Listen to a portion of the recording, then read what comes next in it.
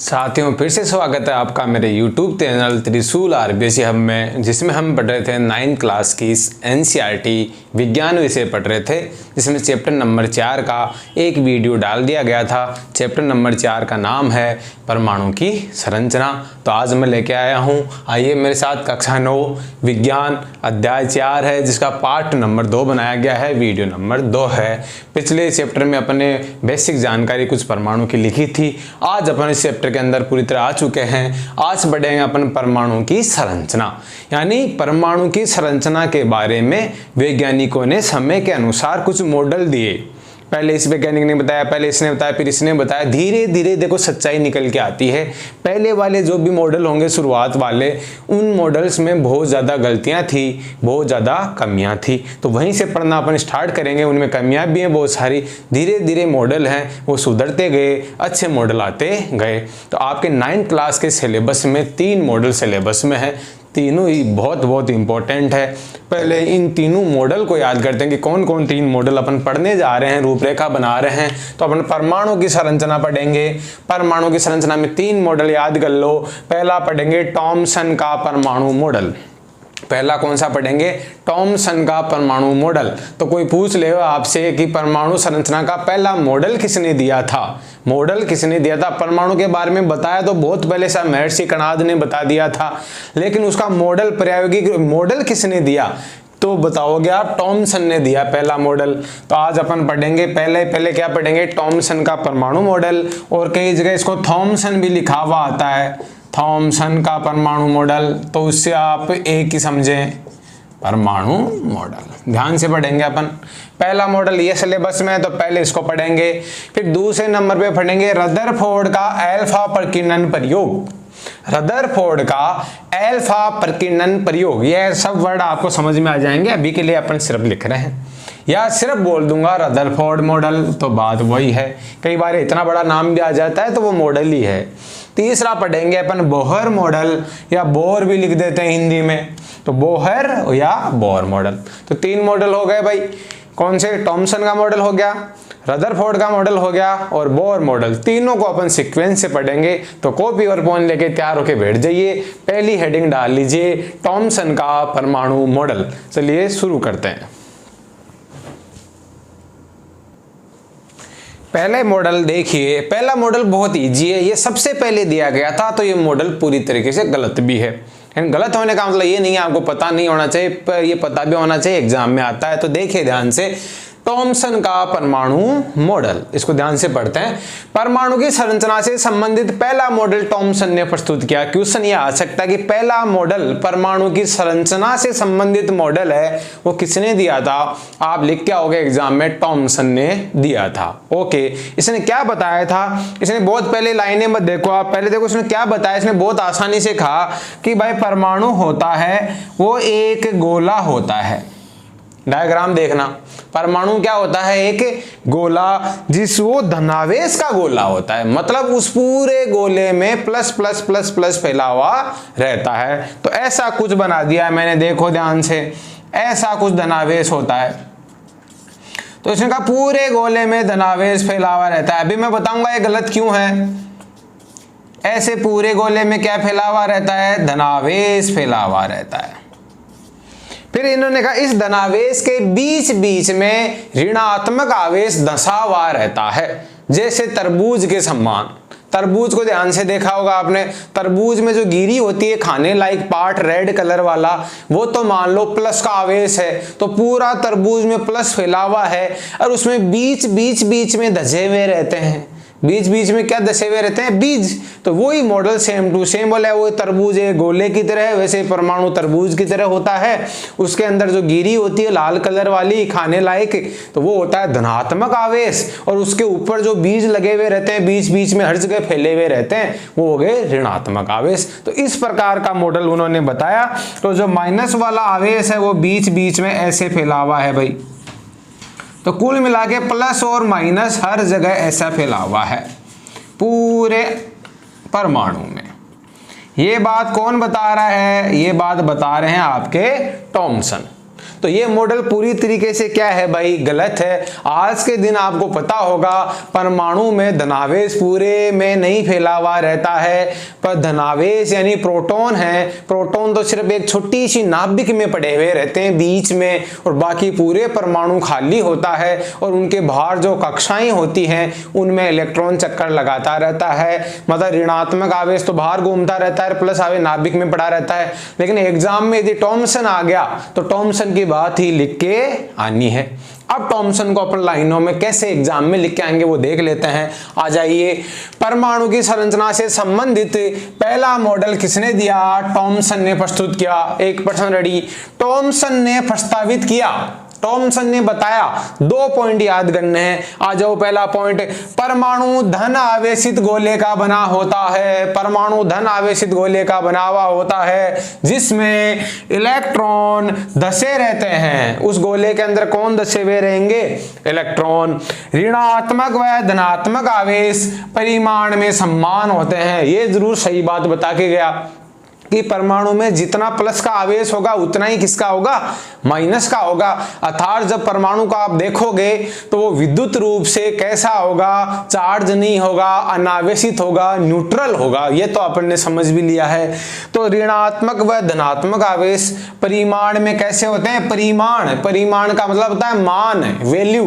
तो मान समान होते हैं, इसलिए परमाणु विद्युतीय रूप से कैसा होता है, उदासीन, न्यूट्रल होता है। फिर ये 2 लाइनें लिख के आने तो आपके एग्जाम में प्रश्न आएगा कि थॉमसन के महत्व जो प्रस्तावित किया वो बिंदु लिखिए, तो ये 2 बिंदु लिखने हैं। फिर ये उसके वहां डायग्राम बनाना है, तो ये डायग्राम के नीचे चित्र खिसका है, मैं लिख देता हूं। परमाणु का कौन सा मॉडल है, थॉमसन मॉडल।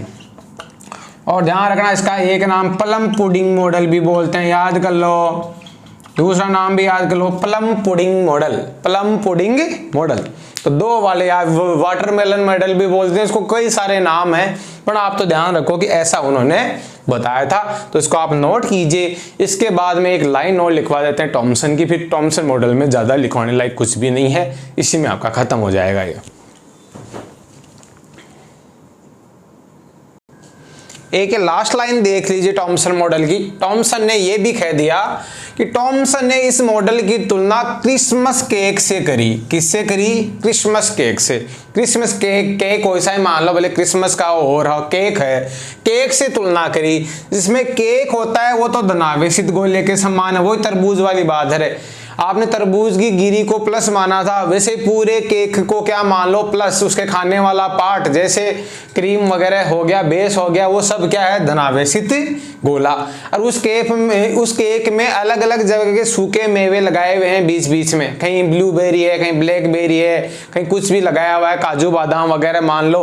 तो वो सारे जो मेवे होते हैं वो किसके समान है, इलेक्ट्रॉन के सम्मान। तो वही वाली बात समझाना चाहता है कि ये कोई केक है, ये केक में खाने वाला पार्ट तो कैसा होता है, प्लस, यानी जो गिरी वगैरह होती है, और जो सूखे मेवे अंदर लगाए गए हैं वो किसके रूप में देख लो उनको, माइनस के रूप में। तो किसी से बहुत सारी चीज़ों से आप इसकी तुलना कर सकते हो। बहुत सारे फ्रूट भी इस मॉडल से मेज खाते हैं। तरबूज अच्छा खासा मेज खाता है, केक मेज खाता है। तो देख लेना, बस एक लाइन को थोड़ा सा याद रख लेना कि थॉमसन ने इस मॉडल की तुलना किससे करी थी, क्रिसमस केक से करी थी। जिसमें जो केक होता है पूरा का पूरा वो तो धनावेशित गोला है, प्लस है, और उसमें जो सूखे मेवे लगाए गए हैं बीच बीच में वो कौन है, इलेक्ट्रॉन है, यानी नेगेटिव आवेश है।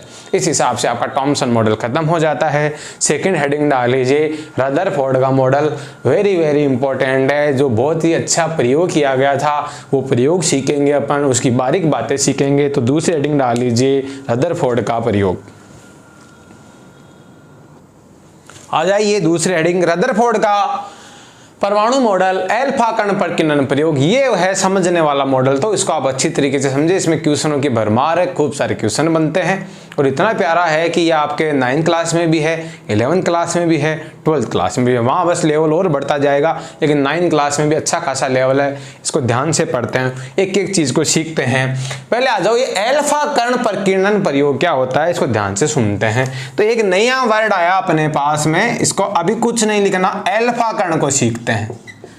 अल्फा, इसको अल्फा को ऐसा भी लिखते हैं, अल्फा पार्टिकल। ये होता कौन है? Alpha particle. जैसे इलेक्ट्रॉन, प्रोटॉन, न्यूट्रॉन कण होते हैं, वैसे ही ये भी एक छोटा कण होता है जिसको अल्फा कण बोलते हैं। अल्फा पार्टिकल ने बोल के ये लो अल्फा कण, एक ही बात है। ये कहां से आया, ये कौन होता है, ये सीखने की कोशिश करो। आप हीलियम जानते हैं? हीलियम, ओके, हीलियम तो जानते हैं, 2 नंबर पे आता है हीलियम। हीलियम का परमाणु क्रमांक होता है 2 और हीलियम का वजन होता है 4। हीलियम का परमाणु क्रमांक कितना होता है? 2 नंबर पे आता है, हाइड्रोजन के बाद में हीलियम, और इसके ऊपर जो लिखी हुई संख्या होती है वो उसका वजन होता है 4। 4 का मतलब 4 AMU या 4U। ये द्रव्यमान सिखा दिए गए हैं, आप पिछली पुरानी क्लासें देखें तो देखो। इसमें इलेक्ट्रॉन, प्रोटॉन, न्यूट्रॉन निकाल के बताओ। तो इलेक्ट्रॉन कितने होते हैं इसमें?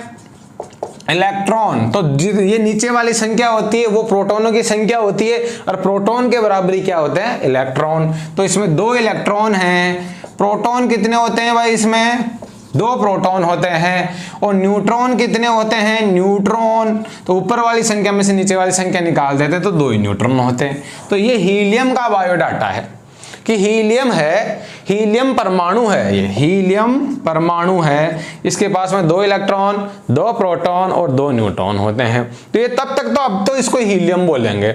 अब मैंने क्या किया, इसके दोनों इलेक्ट्रॉन बाहर निकाल दिए, यानी इसने अपने दोनों इलेक्ट्रॉन त्याग दिए। तो जब 2 इलेक्ट्रॉन बाहर निकाल देगा तो पुरानी क्लासें याद करो, इलेक्ट्रॉन बाहर निकल के चले गए, नेगेटिव वाले लोग बाहर निकल के चले गए तो पीछे पॉजिटिव छोड़ जाएंगे। तो ये जो हीलियम है, हीलियम के ऊपर कैसा आवेश आ जाएगा? +2 का। इंपॉर्टेंट।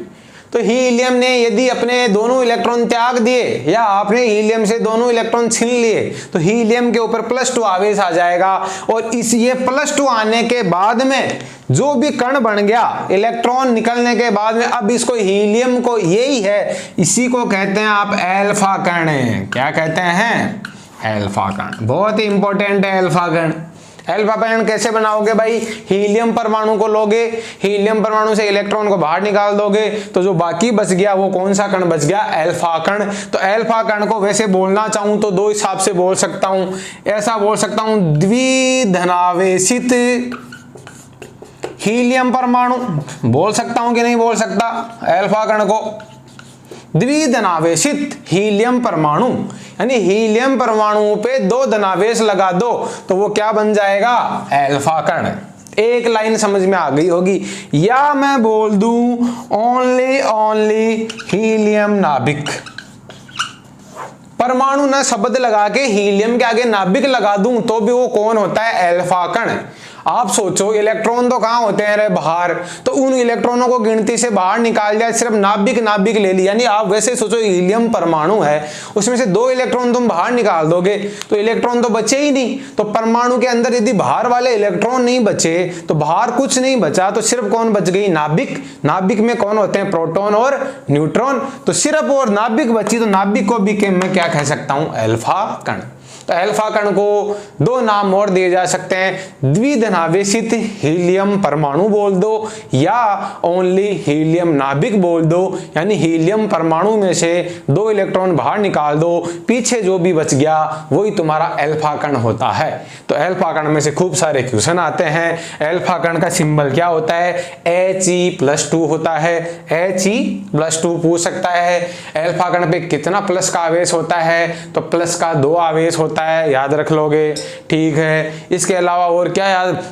अल्फा कण का वजन कितना होता है? तो वजन कहीं नहीं गया भाई, इलेक्ट्रॉन निकल के गए हैं। इलेक्ट्रॉनों का वजन नगण्य माना जाता है, ना के बराबर। वजन किनका गिना जाता है? प्रोटॉन और न्यूट्रॉन का। तुमने अल्फा कण में से इलेक्ट्रॉन बाहर फेंके हैं, अभी भी 2 प्रोटॉन और 2 न्यूट्रॉन तो इसके अंदर ही पड़े हैं। तो 2 प्रोटॉनों का वजन 2 AMU, 2 न्यूट्रॉनों का वजन 2 AMU। पिछली क्लास देख लो, इलेक्ट्रॉन प्रोटॉन न्यूट्रॉन में पढ़ाया था कि प्रोटॉनों का वजन, एक प्रोटॉन का वजन 1 AMU माना जाता है, एक न्यूट्रॉन का वजन 1 AMU माना जाता है। टोटल कितने प्रोटॉन न्यूट्रॉन हो गए? 4। तो इसका वजन कितना होता है? 4 AMU।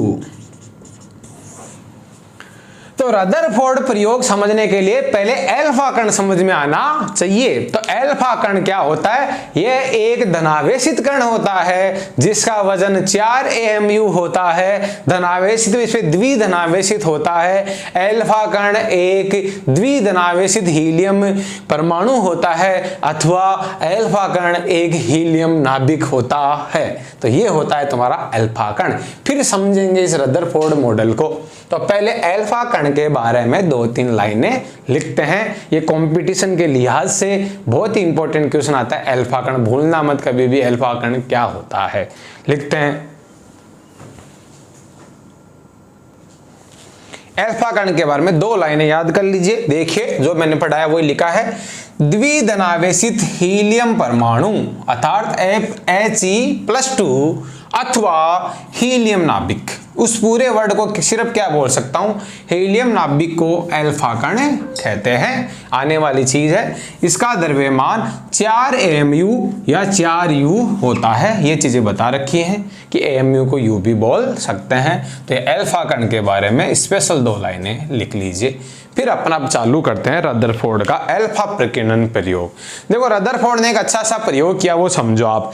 उन्होंने क्या किया, ये एक परमाणु लिया, यहां आपको पता है यहां उसकी नाभिक होती है, ओके, और नाभिक के अंदर कैसा आवेश पाया जाता है भाई? प्लस का होता है। तो यहां ऐसा कुछ उन्होंने लिया। फिर उन्होंने इस परमाणु के ऊपर अल्फा कण है उनकी बौछार करी। अल्फा कण आपको पढ़ा ही दिया। तो ये अल्फा कणों की यहां से बौछार करी, या खूब सारे अल्फा कण ऐसे इस पे डाल दिए। ये कौन से कण हैं? अल्फा कण। देखो डायग्राम को रफली समझने की कोशिश करो, फिर इसको सिस्टमेटिक लिख लेंगे। अब ये बनाना नहीं है, वो बस वही लाइनें लिखनी है। अब ये अल्फा कण देखो इधर आए, इसकी तरफ, इसकी तरफ आए, ये अल्फा कण आया। अल्फा कण, सारे अल्फा कण कैसे होते हैं रे? प्लस के होते हैं कि नहीं होते? Plus plus plus plus. तो ये प्लस वाले अल्फा कण बड़ी स्पीड से इस परमाणु की तरफ आए, ठीक है। तो ये आया। अब ये मान लो ये अल्फा कण इस परमाणु की तरफ आया, परमाणु सीधा आया, सीधा इधर देखो। परमाणु आपको पता ही है खाली होता है लगभग। परमाणु ध्यान रखना, परमाणु फुटबॉल की तरह होता है, एकदम खाली, बस बीच में केंद्र के अंदर एकदम से वहां पे भरा हुआ आता है, क्योंकि वहां प्रोटॉन और न्यूट्रॉन एक दूसरे से गुथे हुए पड़े रहते हैं। लेकिन उस टाइम तो पता ही नहीं था ना ये प्रयोग हो रहा था। इस प्रयोग से ही पता चला था, इस प्रयोग से ही पता चला था कि ये जो प्रोटॉन और न्यूट्रॉन है ना वो एक जगह पड़े हुए रहते हैं। इसके कारण बाकी परमाणु खाली होता है, 99% परमाणु खाली होता है। तो इस प्रयोग में एक बार ऐसे अपन समझने की कोशिश कर रहे हैं कि ये ऐसा प्लस वाला आया। उन्होंने रदरफोर्ड ने क्या देखा कि ये अल्फा कण सीधा ही निकल गया भाई, इधर उधर झुका ही नहीं। अब आप सोचो अल्फा कण प्लस का है, और यदि रदरफोर्ड उसकी टॉमसन वाली, टॉमसन मॉडल पे जाओ पिछले वाले पे, टॉमसन की बात सही होती। टॉमसन ने क्या कहा था कि प्लस तो पूरे में फैला हुआ रहता है। तो यदि प्लस पूरे में फैला हुआ रहता तो टॉमसन के अनुसार तो यहाँ प्लस मिलता, इस प्लस वाले को प्लस वाला सामने मिलता कि नहीं मिलता। और ध्यान रखना 2 चीजें सीख लो, समान आवेश एक दूसरे को प्रतिकर्षित करते हैं, एक दूसरे को धक्का मारते हैं। यदि अल्फा कण जाता और उसको यहाँ सामने प्रोटॉन मिल जाता, जो टॉमसन ने तो कहा था कि पूरे के पूरे परमाणु में धनावेश फैला हुआ रहता है, तो प्लस को प्लस मिलता तो ये प्लस है इस अल्फा कण को धक्का मारता, तो ये सीधा नहीं जाता अल्फा कण। ये अल्फा कण टेढ़ा मेढ़ा कहीं भाग जाता। जैसे अल्फा कण इसके पास जाता, ये प्लस इसको धक्का मारता, इधर भाग जाता, इधर भाग जाता, इधर भाग जाता। तो ये अल्फा कण, रदरफोर्ड ने क्या देखा कि उन्होंने कोई लाखों करोड़ों अल्फा कण छोड़े, तो उन्होंने देखा कि लगभग अल्फा कण तो बिल्कुल सीधे सीधे निकल गए, परमाणु में से होते हुए सीधे निकल गए। इसका मतलब उस अल्फा कण के सामने कोई आया ही नहीं, उस अल्फा कण के कोई सामने नहीं आया। तो रदरफोर्ड का दिमाग चला। रदरफोर्ड ने कहा भाई इसका मतलब एक बात तो सही है, टॉमसन तो गलत है, टॉमसन ने जो मॉडल बताया वो तो गलत है। सामने तो कोई था ही नहीं, मैंने अल्फा कण छोड़ के देखा, वो तो सीधे के सीधे निकल गए चीरते हुए परमाणु को। इसका मतलब रदरफोर्ड ने एक बात बोली कि मैंने ये प्रयोग किया, इस प्रयोग से ये प्रेक्षण लिए मैंने, और इससे ये मैंने निष्कर्ष निकाला है कि भाई परमाणु तो लगभग खाली होता है, परमाणु लगभग ऐसा होता है खाली पड़ा हुआ रहता है। तो उन्होंने ये देखा। तो लगभग कण कैसे निकल गए? सीधे। तो ऐसा आया, अल्फा सीधा भाग गया, अल्फा आया सीधा चला गया, अल्फा आया सीधा चला गया, अल्फा आया, ये दूर दूर वाले अल्फा क्या चले गए? ऐसे सीधे के सीधे चले गए। ठीक है, तो ये अल्फा कण बिल्कुल सीधे चले गए, इधर निकल गए, ये इनका रास्ता है। तो इसका मतलब परमाणु लगभग कैसा होता है, खाली। एक आइडिया तो लग गया अपन को। फिर उसने देखा कि ये यहाँ जो परमाणु के थोड़ा बीच की तरफ से गुजर रहे थे ना अल्फा कण, यानी जो परमाणु के बीच की तरफ से, यानी बीच में से आसपास से गुजरे, उन्होंने देखा ये अल्फा कण थोड़े से विक्षेपित हो गए। विक्षेपित का मतलब अपने रास्ते से भटक गए। तो जैसे कोई अल्फा कण ऐसे गया गया गया गया गया, प्लस का है यहां से गया, तो ये प्लस वाला इसको धक्का मारेगा। पास में से, प्लस के पास में से जब कोई प्लस गुजरता है तो प्रतिकर्षण होता है। एक होता है आकर्षण यानी अपनी तरफ खींचना, एक होता है प्रतिकर्षण मतलब धक्का मारना। तो ये नाभिक में पड़े थे खूब सारे प्रोटॉन, उन्होंने देखा कि अल्फा कण आ रहा है सीधा सीधा, वो भी प्लस का, प्रोटॉन भी प्लस के, तो इन्होंने उस अल्फा कण को थोड़ा धक्का मारा, तो ये अल्फा कण अब की बार सीधा नहीं निकला, थोड़ा सा क्या हो गया, ऐसे किसी कोण पे विक्षेपित हो गया। तो अब की बार रदरफोर्ड के दिमाग में कुछ आया, उन्होंने कहा यहां आते हुए अल्फा कण टेढ़े मेढ़े भाग रहे हैं, इसका मतलब इस परमाणु के बीच में कोई ना कोई गड़बड़ है, वो ही कुछ गड़बड़ है। फिर उसने और अल्फा कण छोड़ के देखे, कोई और नजदीक आया अल्फा कण, तो उसके और ही भयंकर धक्का लगा, वो और ज्यादा मुड़ गया ऐसे। तो उन्होंने देखा जैसे जैसे परमाणु के सेंटर की तरफ जाते जा रहे हैं अल्फा कण, वैसे वैसे परमाणुओं पे खतरनाक वाला बल अल्फा कण पे खतरनाक वाला बल लग रहा है, वो अल्फा कणों को इधर उधर बिखेर रहा है। फिर उन्होंने क्या देखा, जो परमाणु के बिल्कुल सेंटर पे अल्फा कण गया, परमाणु के बिल्कुल सेंटर पे, केंद्र पे जो अल्फा कण गया, उसको मैं लाल से बना रहा हूं एक बार के लिए समझाने के लिए। ये अल्फा कण गया, अल्फा कण गया, यहां गया, यहां गया, इसके सामने पूरी फौज खड़ी थी, प्रोटॉन ही प्रोटॉन खड़े थे भाई। तो प्लस के सामने इतने सारे प्रोटॉन बिल्कुल सामने आ गए, तो इन लोगों ने इस अल्फा कण को जाने ही नहीं दिया, इतना भयंकर बल लगाया इस पे, तो इसको वापस से भेज दिया भाई।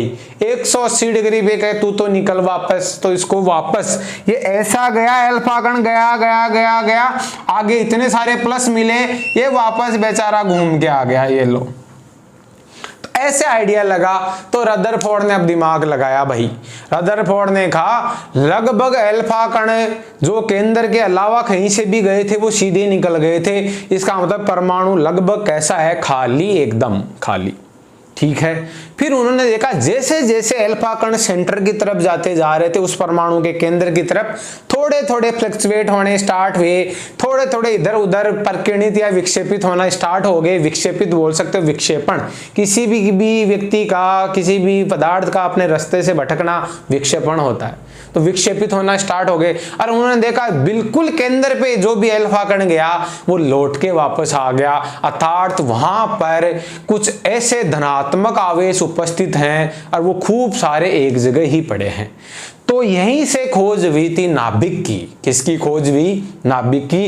रदरफोर्ड ने बताया कि भाई जो भी अल्फा कण सेंटर पे गए थे वो वापस लौट के आए हैं, इसका मतलब उस सेंटर के ऊपर बहुत सारे प्लस बैठे हुए हैं, वो एक जगह गुच्छा बना के बैठे हुए हैं, वो एक जगह समूह बना के बैठे हुए हैं, अतः वहां पे प्रोटॉन एक जगह बंधे हुए हैं सारे के सारे, वो पूरे परमाणु में नहीं फैले हुए हैं, सारे प्रोटॉन एक छोटी सी जगह में फिट हैं और उसी जगह को हम बोलेंगे नाभिक।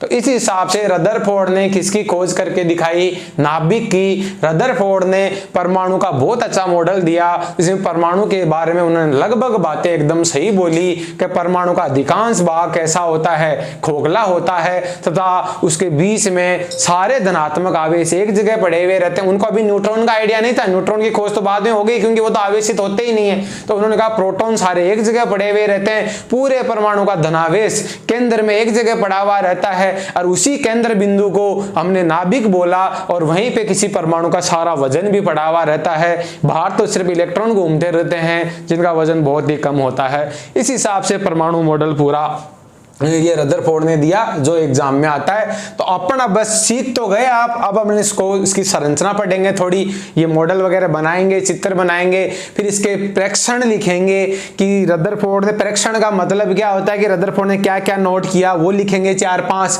और फिर वो जो प्रेक्षण लिए देखा उनके आधार पर कोई निष्कर्ष निकलता है, कोई रिजल्ट निकलता है, तो फिर रदरफोर्ड ने 3-4 बातें बोल के आप लोगों को क्या सिखा के गए वो चीजें अपन लिखेंगे।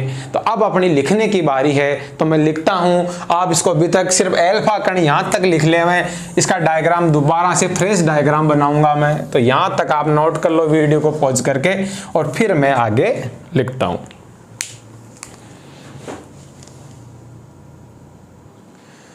आ जाइए भाई, मैंने इसको शानदार तरीके से लिख दिया है, जो भी आपको समझाया था शुरू से लिख करते हैं। ऐसे एग्जाम में लिख के आना है, रदरफोर्ड ने परमाणु की आंतरिक संरचना का पता लगाने के लिए स्वर्ण पन्नी पर अल्फा कणों की बौछार की। ध्यान रखना, जो परमाणु लिया था ना, ये छोटे छोटे क्वेश्चन आते हैं, कौन से कण डाले थे, अल्फा कण डाले थे, बट जो परमाणु लिया था ना प्रैक्टिकल करने के लिए, वो लिया था सोने की पन्नी, यानी सोने के परमाणु थे। स्वर्ण पन्नी, स्वर्ण यानी सोने के परमाणु थे। 1 नंबर का क्वेश्चन याद रखना। तो रदरफोर्ड ने परमाणु की आंतरिक संरचना का पता लगाने के लिए स्वर्ण पन्नी पर किसकी बौछार करी, अल्फा कणों की बौछार करी। एक लाइन से स्टार्टिंग कर दी। इस प्रयोग से निम्न प्रेक्षण या परिणाम मिले।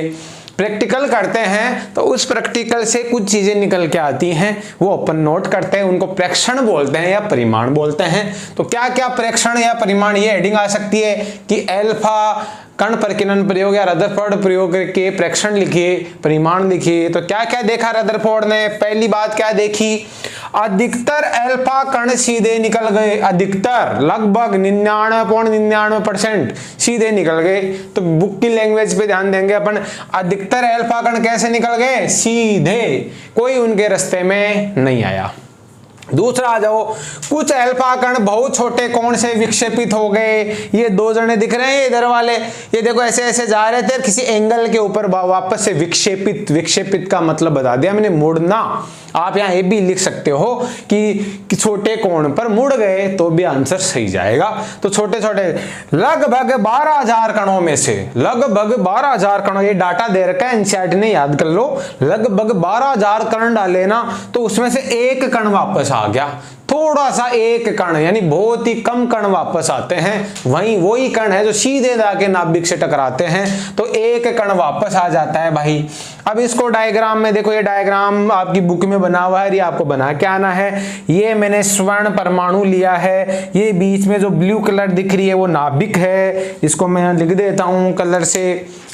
ये जो तुमने बीच में ली ये कौन है, नाभिक है। अब देखो ये ऊपर और नीचे वाले कण जो नाभिक से बहुत दूर दूर जा रहे हैं, 4 कण ये, 4 कण ये देखो सीधे निकल रहे हैं, ये सीधा निकल गए, ये 4 कण सीधे निकल गए। फिर ये जो नाभिक के दो ऊपर 2 नीचे जो पास में से होके जा रहे हैं थोड़े से, वो कुछ छोटे कोण पे विक्षेपित हो गए। ऊपर वाली लाइनों से मॉडल मैच खाना चाहिए। तो ये देखो, ये अल्फा कण आया, ये थोड़ा इधर चला गया, फिर ये और पास से आया तो थोड़ा और टेढ़ा हो गया। जितना कण नाभिक के पास आएगा उतना ही कण टेढ़ा हो जाएगा, क्योंकि प्लस प्लस कोई सामने नहीं आएगा, प्रतिकर्षण करेगा। अब ये एक कण देख लो, ये वाला कण, ये दिख रहा है, ये वाला कण, ये वाला कण ऐसे गया गया गया गया, सीधा नाभिक से टकराया और वापस ऐसे घूम के आ गया। ये देखो ये वाला कण, ये वही एक कण है जो वापस आ जाता है।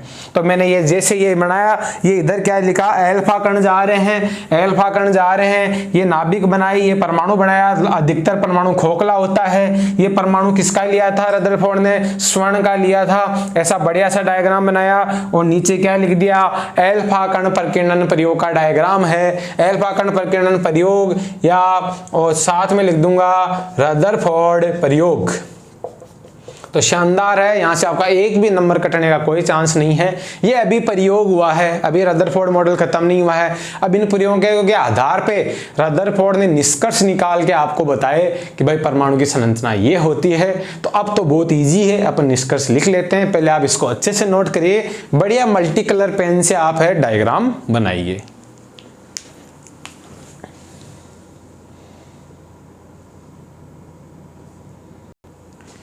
अब आ जाइए, मॉडल को खत्म करने की बारी आ चुकी है। जो भी प्रयोग किया रदरफोर्ड ने, उसके जो परिणाम आए, प्रेक्षण आए, उनके आधार पे निष्कर्ष निकाल के दिए। तो यही है पर इस पूरे मॉडल की जो लास्ट का जो होता है वो यही है। तो देखो, प्रयोग के आधार पर रदरफोर्ड ने निम्न निष्कर्ष निकाले। क्या निकाले? निष्कर्ष। तो एग्जाम में प्रश्न ऐसे ही आ सकता है कि रदरफोर्ड के 2 निष्कर्ष लिखिए, रदरफोर्ड मॉडल के 3 निष्कर्ष लिखिए, या बड़ा क्वेश्चन आ गया तो रदरफोर्ड के निष्कर्ष लिखिए। तो ऐसे आएगा क्वेश्चन। तो आ जाओ, उन्होंने क्या बताया लास्ट में आपको कि परमाणु का अधिकांश भाग खोखला होता है। याद कर लो, परमाणु का अधिकांश भाग खोखला होता है। कैसे पता चला? क्योंकि अधिकतर अल्फा कण बिना विक्षेपित हुए सीधे निकल जाते हैं। तो इस बात को उन्होंने ऐसे समझाया, भाई सीधे निकल गए मतलब अधिकांश परमाणु कैसा होता है? खोखला। ठीक है, याद हो गया। दूसरा, बहुत कम कण अपने मार्ग से विक्षेपित होते हैं, जिससे पता चलता है कि परमाणु में जो धनावेशित भाग है वो बहुत छोटी जगह पे है। उन्होंने देखा कि 12-15 हजार कणों में से कुल 2-3 कण ही इधर उधर भागे थे। इसका मतलब पूरा का पूरे परमाणु का जो धनात्मक आवेश है वो कोई छोटी सी जगह के ऊपर पड़ा हुआ है। तो उन्होंने क्या किया, जो धनावेशित भाग है परमाणु का वो बहुत ही छोटी जगह के ऊपर है। फिर आगे उन्होंने क्या बताया, बहुत कम कण वापस लौटते हैं, बहुत कम कण वापस लौटते हैं। 12,000 कणों में से 1 कण वापस आया था, लौटते हैं। इससे ये पता चला भाई कि परमाणु का पूर्ण धनावेश, जो परमाणु का पूरा धनावेश है तथा द्रव्यमान उसका बाकी द्रव्यमान खोखला है। भाई पूरा परमाणु खोखला है तो उसका वजन गया कहां? तो वजन कहां है उसका? मतलब छोटी सी जगह में ही उसका वजन बढ़ा हुआ है। तो उसका धनावेश और द्रव्यमान बहुत छोटी जगह यानी बहुत ही कम आयतन में फिट था, सीमित है। इसे ही परमाणु की नाभिक कहते हैं। ये लीजिए, मॉडल ने नाभिक के बारे में जानकारी दे दी, तो इसको स्टार लगा लेना। आपको पूछे परमाणु की नाभिक की खोज का श्रेय किसको जाता है, तो भी आंसर क्या लिखोगे? रदरफोर्ड। याद कर लो, नाभिक की खोज का श्रेय किसको जाता है? रदरफोर्ड को। इस लाइन को दोबारा एक बार में पढ़ो। बहुत कम कण वापस लौटते हैं, इसे पता चलता है कि परमाणु का पूर्ण धनावेश तथा द्रव्यमान बहुत छोटी जगह बहुत कम आयतन में सीमित होता है। इसे ही परमाणु की नाभिक कहते हैं। और चौथा, एक लास्ट बड़ा आंकड़ों के आधार पे, डाटा के आधार पे एक निष्कर्ष देके गए रदरफोर्ड। प्राप्त आंकड़ों के आधार पे ये निष्कर्ष निकाला कि नाभिक की त्रिज्या होती है वो परमाणु की त्रिज्या के 10 की घात 5 गुना छोटी होती है। यानी परमाणु तो बड़ा होता है और उसके अंदर नाभिक बहुत ही छोटी होती है। तो यदि उसकी त्रिज्या की कंपैरिजन करें तो यह क्वेश्चन आ सकता है। तो परमाणु की त्रिज्या की तुलना में जो नाभिक की त्रिज्या है वो 10 की घात 5 गुना छोटी होती है। नाभिक छोटी होती है, परमाणु बड़ा। अब आप उच्च क्लास फेज में जाओगे तो ऐसे अंदाजा लगाओ कि फुटबॉल का ग्राउंड मान लो परमाणु है, तो उसके अंदर बैठी हुई मक्खी होती है वो नाभिक जितनी होती है। इतना अंदाजा, इतना गैप होता है उसकी त्रिज्या में। तो मतलब परमाणु बड़ा होता है नाभिक की तुलना में। वैसे तो परमाणु बहुत छोटे होते हैं, लेकिन यदि नाभिक की परमाणु की तुलना करो ना तुम, परमाणु की कक्षा के बाहर की, तो नाभिक तो बहुत छोटा होता है, परमाणु उसकी तुलना में बहुत ही बड़ा होता है नाभिक की तुलना में। तो ये है, ये डाटा याद कर लेना भी नाभिक की त्रिज्या है ना वो परमाणु की त्रिज्या से कितनी छोटी होती है? 10 की घात 5 गुना छोटी होती है। इस हिसाब से आपने प्रयोग पढ़ लिया, अल्फा कण पढ़ लिया, थॉमसन का मॉडल पढ़ लिया और रदरफोर्ड के निष्कर्ष पढ़ लिए। अब 2-3 लाइनें बची है, तो अब क्या बच गया? तो देखो, कोई भी वैज्ञानिक पहले कोई मॉडल देते थे, काम करते थे, फिर वो एक मीटिंग्स वगैरह में जाते थे, वहाँ बाकी वैज्ञानिकों के क्वेश्चंस का जवाब देते थे। तो वहीं उनके मॉडल की कमियां निकल के आती थी कि उन्होंने क्या कमी रखी इस मॉडल में। तो सवाल जवाब होते थे और फिर उस मॉडल, जैसे थॉमसन वाला पूरा ही मॉडल गलत था तो वो गलत पाया गया, लेकिन रदरफोर्ड ने बहुत ही इंटरेस्टिंग बातें, प्रयोगात्मक बातें बताई। तो इनके मॉडल में भी जब सवाल जवाब हुए तो कुछ कमियां निकली।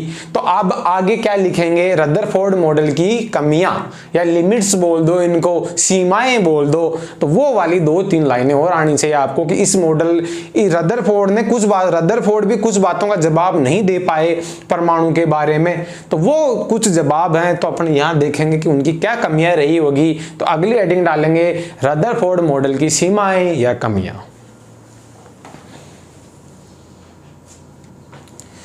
मैंने आपको रदरफोर्ड की कमियों के बारे में बोला था, लेकिन देखो एनसीईआरटी ने 3 लाइनें और लिख रखी हैं कमियों से पहले। एक बार के लिए वापस से ये 3 लाइनें देख लो। रदरफोर्ड ने क्या किया, मॉडल के पहले प्रयोग किया, प्रेक्षण निकाला, फिर क्या किया, उनके निष्कर्ष दिए, फिर लास्ट में उन्होंने एक मॉडल प्रस्तुत किया और उन्होंने 3 बातें उस मॉडल में लिखी। तो वो थोड़ा सा वापस से अपन उसी मॉडल में आना चाहते हैं, कमियां थोड़ी देर बाद में लिखेंगे, पहले सुनो ध्यान से। वही लाइन है सेम, जब आपको निष्कर्ष याद है वो कि वही यही चिपकानी है, कुछ भी नहीं, एक लाइन थोड़ी अलग सी है। अपने प्रयोगों के आधार पर रदरफोर्ड ने परमाणु का नाभिकीय मॉडल प्रस्तुत किया। इंपॉर्टेंट है भाई, ये क्वेश्चन आ सकता है, यहां स्टार लगा रहा हूं मैं। परमाणु का नाभिकीय मॉडल किसने दिया, यानी नाभिक वर्ड का यूज जब भी तुम्हें दिखे तो वहां तुरंत आंसर देना है रदरफोर्ड ने। तो परमाणु का नाभिकीय मॉडल किसने प्रस्तुत किया, रदरफोर्ड ने। इसलिए मैं दोबारा से लिखवा रहा हूं इन चीजों को, जिसके निम्नलिखित लक्षण थे। निष्कर्ष के बाद में कुल मिला के ऐसे समझ लो, पहले था परिणाम या क्या था, प्रेक्षण थे, फिर निष्कर्ष थे, लास्ट में लक्षण याद कर लो, वही याद करना है, उसमें ज्यादा जोर नहीं आएगा। तो ये रदरफोर्ड ने जो मॉडल दिया, उस मॉडल का नाम क्या है, परमाणु का नाभिकीय मॉडल। याद करो, परमाणु का नाभिकीय मॉडल रदरफोर्ड ने दिया। उसके लक्षण क्या थे, तो फिर ये जवाब लिख के आने, क्या लक्षण है वो यहां आ जाओ। परमाणु का केंद्र धनावेशित होता है। क्या निष्कर्ष निकला था, परमाणु का केंद्र कैसा होता है, धनावेशित होता है, जिसे क्या कहते हैं, नाभिक कहते हैं। अतः नाभिक की खोज का श्रेय किसको जाता है, रदरफोर्ड का।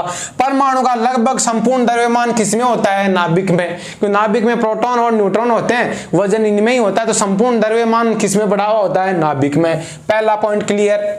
दूसरा पॉइंट जरूर पीछे नहीं आया, इन्होंने ये रदरफोर्ड ही बता के गए थे कि नाभिक के चारों ओर इलेक्ट्रॉन है, वो वृत्ताकार कक्षाओं में चक्कर लगाता है, ऐसे घूमता रहता है। वृत्ताकार कौन सी कक्षाओं का नाम लेके गया था, वृत्ताकार। बाद में पता चला कि ये गलत था, लेकिन आपको अभी गलती पे ध्यान नहीं देना, अभी याद रखो वर्ताकार घूमता रहता है।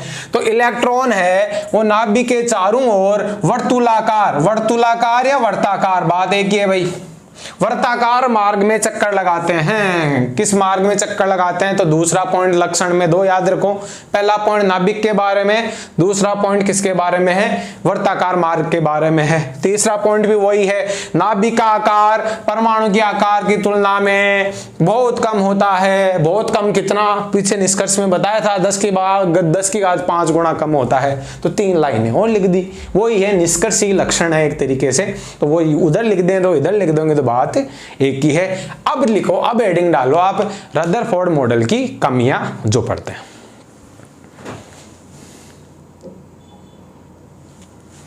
ये 2 मिनट का और बचा आपके। ये कमी अलग से आपके आती रहती है 9th क्लास में, कि रदरफोर्ड मॉडल की कमी लिखी। यहाँ आपके सिलेबस में एक ही कमी है, तो एक ही कमी पढ़ेंगे।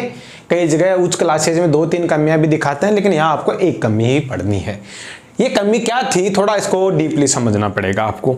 रदरफोर्ड आपको क्या बोल के गया भाई, कि ये प्लस की तो होती है नाभिक, और ये होता है बाहर परमाणु ऐसे, और वर्ताकार कक्षाओं में कौन घूमता रहता है, तुम्हारा इलेक्ट्रॉन घूमता रहता है, ऐसे गोल गोल गोल गोल गोल गोल घूमता है। अब थोड़ी सी यहाँ का एक स्टैंडर्ड कक्षा की बात आएगी, ध्यान रखना, थोड़ी याद कर लो आप। यदि कोई आवेश वर्ताकार कक्षा में घूमता है, किसमें घूमता है, वृत्ताकार कक्षा में, तो ये वाली गति त्वरित गति होती है। त्वरित गति क्या होती है, तो त्वरित गति का मतलब होता है वेग है वो चेंज होता है। वेग तो थोड़ा बहुत जानते होंगे, वेग क्या होता है, यानी एक तरह की स्पीड मान लो। तो जब वर्ताकार ऐसे कण घूमता है, तो वर्ताकार घूमने से उसकी दिशा चेंज होती है। दिशा मतलब पहले इधर जा रहा है कण, फिर देखो थोड़ी देर में इधर जा रहा है, थोड़ी देर में इधर जा रहा है, इधर जा रहा है। तो ऐसा करने से वेग की दिशा बदलती है। ये तब समझ में आएगा जब आप वेग त्वरण को अच्छे से समझ लोगे, तो यहाँ इतना नहीं समझना। तो आप तो ये ध्यान रखो, जब ये इलेक्ट्रॉन घूमता है ना, इलेक्ट्रॉन घूमता है तो कैसी गति करता है, त्वरित गति। कौन सी गति करता है, त्वरण के साथ गति करता है, यानी वेग में परिवर्तन करता है, वेग की दिशा परिवर्तित होती है। इतना वैसे लिखना ही नहीं पड़ेगा, बस थोड़ा समझाने के हिसाब से बता रहा हूं। तो जब भी कोई इलेक्ट्रॉन ध्यान रखना, इलेक्ट्रॉन एक आवेश है, तो जब भी कोई आवेशित कण त्वरित गति करेगा ना, तो वो अपनी ऊर्जा है वो बाहर फेंकेगा। क्या फेंकेगा, ऊर्जा बाहर निकलेगी, तो उससे उस कण की ऊर्जा कम होती हुई जाएगी। क्या कम होती हुई जाएगी, ऊर्जा। तो चलो एक लाइन में थोड़ा याद करते हैं। जब इलेक्ट्रॉन नाभिक के चारों ओर त्वरित गति करता है, वर्ताकार कक्षा में घूमेगा तो त्वरित गति करेगा, तो उस इलेक्ट्रॉन में से ऊर्जाएं निकलेंगी। क्या निकलेगी? ऊर्जा निकलेगी, और उस इलेक्ट्रॉन की ऊर्जा कम होती भी जाएगी। ध्यान देना, क्या होती भी जाएगी? कम। तो ऊर्जा जब जब कम होगी ना, ये इलेक्ट्रॉन है वो नीचे वाली कक्षाओं में आने लग जाएगा। ध्यान रखना, जब ऊर्जा ज्यादा होती है तो ऊपर वाली कक्षाओं में जाता है, और ऊर्जा कम होती है तो नीचे। ऐसे बहुत सारी कक्षाएं होती हैं, ऐसे पहली कक्षा, दूसरी कक्षा, तीसरी कक्षा, ऐसे। तो मान लो तीसरी कक्षा में घूम रहा था, घूमते घूमते विज्ञान ये कहता है, साइंस ये कहता है कि भाई ये तो वर्ताकार घूम रहा है। तो जैसा रदरफोर्ड ने बताया, रदरफोर्ड के अनुसार ही गलती निकालेंगे। तो रदरफोर्ड ने कहा ये तो वर्ताकार घूमता है। तो किसी वैज्ञानिक ने पूछा भाई वर्ताकार घूमता है, ठीक है मान लिया। इलेक्ट्रॉन एक आवेश है, आवेशित कण है। आवेशित कण जब वर्ताकार घूमेगा, वर्ताकार घूमने से त्वरित गति होती है। त्वरित गति होने से ऊर्जा है वो बाहर निकलती है। इस कण की ऊर्जा कम होती हुई जाएगी, थोड़ी देर में कम होगी। तो ये तीसरी कक्षा से किसमें कूद जाएगा? दूसरी कक्षा में कूद जाएगा। फिर थोड़ी देर में कौन सी कक्षा में कूद जाएगा? पहली कक्षा में कूद जाएगा। और ऐसे करते करते तो यहाँ अंततः किसमें घुस जाएगा? जाके नाभिक में। नाभिक इसको तो खींच के पकड़ लेगी कि ये ऐसे घूमता, देखो कोई इलेक्ट्रॉन ऐसे घूमा, पास आया, पास आया, पास आया, पास आया, पास आया, पास आया, गिर गया नाभिक में। ये लो, तो फिर तो परमाणु का अस्तित्व ही नहीं रहा। थोड़ी देर तो इलेक्ट्रॉन कोई माइक्रोसेकंड घुमा और वो तो नाभिक में गिर गया, ये लो मॉडल फेल हो गया फिर तो रदरफोर्ड इस बात को नहीं समझा सके। रदरफोर्ड परमाणु के अस्तित्व की व्याख्या नहीं कर सके, अतः इसको कमी मान लिया गया कि रदरफोर्ड इस बात का जवाब नहीं दे पाए। तो आप इसको बहुत ही नॉर्मल शब्दों में समझा के लिख के आ जाओगे कि रदरफोर्ड के अनुसार इलेक्ट्रॉन है वो नाभिक के चारों ओर वर्ताकार कक्षा में घूमता है। लेकिन फिर अपन क्या बोलेंगे, यदि कोई आवेशित कण वर्ताकार कक्षा में घूम रहा है तो त्वरित गति करेगा, जिससे ऊर्जा का क्या होगा? ऊर्जा उत्सर्जित होती है, जिससे उस कण की ऊर्जा कम होती हुई जाती है, और वो अंततः वो इलेक्ट्रॉन नाभिक में गिर जाना चाहिए था। अतः वो तो परमाणु स्थायी नहीं होना चाहिए, और रदरफोर्ड इस बात की व्याख्या ही नहीं कर पाया। तो ये हो गई कमी। तो इसको लिखते हैं अपन लोग। तो आप इसको डायग्राम को नहीं बनाना है, मैं अब लिखवाता हूं। लीजिए, मैंने रदरफोर्ड मॉडल की कमी को लिख दिया है। एक बार पढ़ के देखो, फिर लिख के याद कर लेना। वृत्ताकार कक्षा में घूमता हुआ इलेक्ट्रॉन जब त्वरित गति, इस वर्ड को याद कर लेना अभी के लिए, जब त्वरित गति करता है तो वह अपनी ऊर्जा को कम करेगा। ऊर्जा को क्या करेगा? कम करेगा, जिससे अंततः इलेक्ट्रॉन नाभिक में गिर जाना चाहिए। गिरता नहीं है, गिर जाना चाहिए रदरफोर्ड के अनुसार। बाद में पता चल जाएगा क्यों नहीं गिरता है, अभी तक रदरफोर्ड के अनुसार चलो तो गिर जाना चाहिए। इस प्रकार रदरफोर्ड परमाणु के स्थायित्व को नहीं समझा पाए या नहीं समझा पाया, तो ये उनकी कमी हो गई। तो रदरफोर्ड का सम्मान कीजिए, उन्होंने बहुत ही शानदार मॉडल दिया था। 99% बातें बहुत ही बढ़िया बता के गए वो। तो आज की क्लास को यहीं ख़त्म करते हैं। आज आपने 2 मॉडल पढ़ लिए, Rutherford model, Thompson model. Thompson model तो 5 मिनट का भी नहीं है, बाकी सारी क्लास रदरफोर्ड पे फोकस रही। तो रदरफोर्ड मॉडल जब भी आएगा आपको नंबर खूब दिला के जाएगा। कल की क्लास में अपन पढ़ेंगे बोहर मॉडल। इन वीडियोज़ जो मैं क्वालिटी वीडियोज़ बनाता हूँ, इनको आप 9th क्लास वाले बच्चों को शेयर करें और इस चैनल को सब्सक्राइब कर लें, ताकि आपको 9th के 10th के आगे वीडियो मिलते रहेंगे और बाकी सब्जेक्ट भी मिलती रहेगी, जनरल साइंस के वीडियो भी मिलते हुए रहेंगे। इसके साथ जय हिंद, जय भारत।